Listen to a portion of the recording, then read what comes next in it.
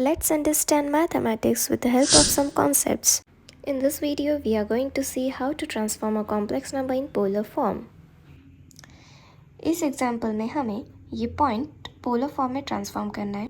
For that हमें पता होना चाहिए पॉइंट के कोऑर्डिनेट्स होते कैसे हैं. So this coordinate is as z is equals to X Y. So इस पार्ट को हमें सबसे पहले तो कॉम्प्लेक्स फॉर्म में लिखना है which can be written as x plus i y. So simplicity, this point can be written as z is equals to -1 plus root 3i. So सबसे पहले इसे हमें अभी ये तो हमने इस पॉइंट को हमने कॉम्प्लेक्स फॉर्म में ट्रांसफॉर्म कर लिया. उसके बाद हमें इसे पोलर फॉर्म में ट्रांसफॉर्म करना है. अब पोलर फॉर्म के लिए हमें सबसे पहले पता होना चाहिए पोलर फॉर्म होता क्या है. So we will write this polar form. Polar form is z is equals to r cos theta plus I sin theta. सो यह दो बातें हमें याद रखनी. सबसे पहले हमें फाइंड आउट करना है r and then after theta. हमें फॉर्मूलाज तो पता है लेकिन ये एग्जांपल हम फॉर्मूलाज के वे से नहीं तो हम एक डिफरेंट वे से फाइंड आउट करने वाले हैं. सो वो डिफरेंट वे मैं आपको बताती हूँ. यहाँ पे हमें पता है x की वैल्यू -1 है, y की वैल्यू प्लस √3 है. सो आर फाइंड आउट करने के लिए हमें ऐसा नंबर मल्टीप्लाई एंड डिवाइड करना है इस फैक्टर को जिससे कि हमें ये जो थीटा है उसकी वैल्यू सेम आनी चाहिए. इसका मतलब होता क्या है, एंगल के लिए -1 न्यूमरेटर एंड साइन थीटा के लिए न्यूमरेटर हमें √3 आना चाहिए. तो ऐसे एंगल्स कौन कौन से होते हैं. कॉस थीटा के लिए तो कॉस 0 की वैल्यू होती है 1. साइन 0 की वैल्यू क्या होती है 0. साइन कॉस 30 डिग्री की वैल्यू होती है √3/2. साइन 30 डिग्री की वैल्यू होती है 1/2. कॉस 45 की वैल्यू होती है 45 डिग्री की वैल्यू होती है 1/√2. साइन 45 डिग्री की वैल्यू होती है 1/√2. कॉस 60 डिग्री की वैल्यू होती है 1/2 एंड साइन 60 डिग्री की वैल्यू होती है √3/2. ये उसके बाद लास्ट एंगल भी लिख लेती हूँ मैं 90 degree which is cos 90 is 0, sine 90 is 1.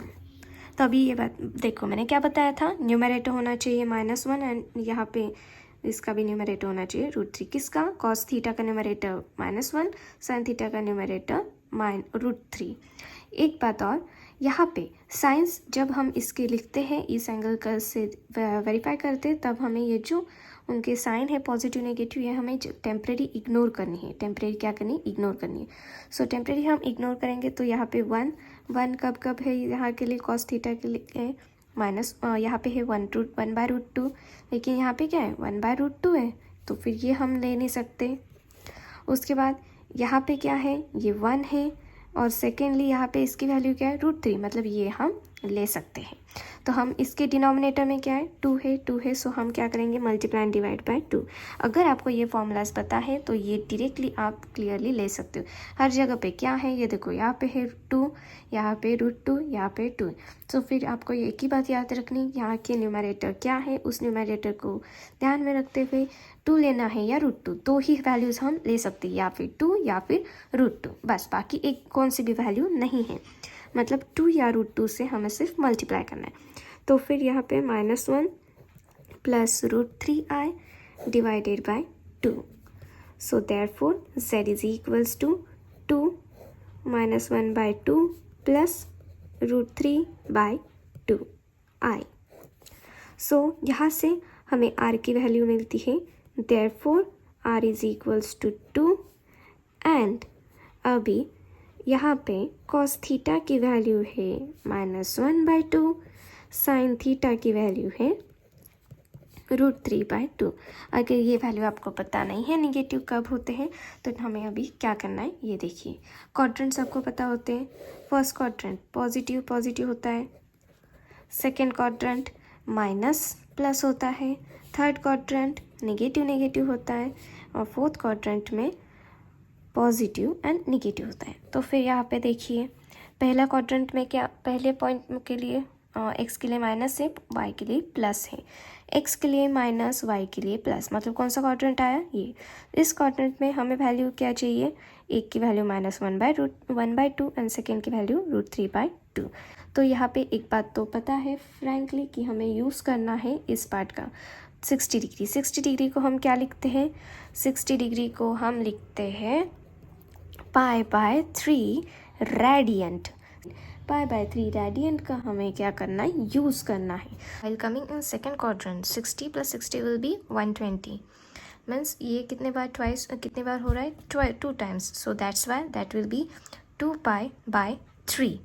So that's why यहाँ पे ये क्या आएगा, sine theta equals to √3/2 will be as sin 2π/3. We can directly write this as sin 2π/3 equals to √3/2, and also cos 2π/3 will be -1/2. Therefore r equals to, we get r equals to as 2 and r equals to as 2, radiant as 2π/3. Therefore polar form is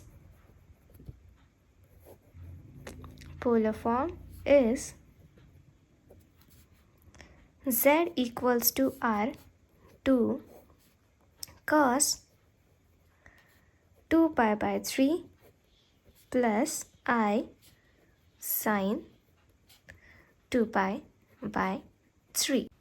For more such example, please like, share and subscribe my channel. Thank you for watching.